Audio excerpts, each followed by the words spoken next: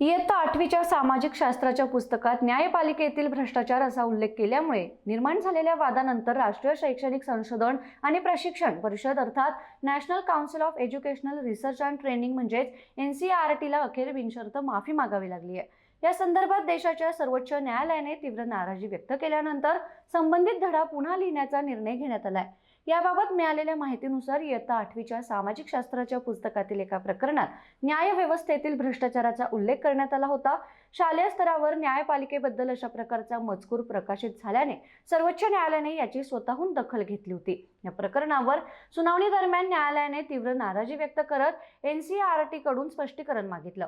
Supreme कोर्टाच्या फटकारानंतर NCERTने न्यायालयाची बिनशर्त माफी मागत हा मजकूर हेतुपुरस्पर समाविष्ट करण्यात आलेला नसल्याचं स्पष्ट केलंय। संस्थेने दिलेल्या स्पष्टीकरणानुसार नव्या अभ्यासक्रमाच्या पुस्तकांचा उद्देश विद्यार्थ्यांमध्ये संविधानिक संस्थांबद्दल जागरूकता निर्माण करणं हा होता, मात्र त्यामधील काही मजकूर चुकीच्या पद्धतीने मांडला गेला असल्याची कबुली देत NCERTने खेद व्यक्त केलाय। त्या पार्श्वभूमीवर संबंधित प्रकरण पुन्हा लिहिण्याचा निर्णय घेण्यात आलाय।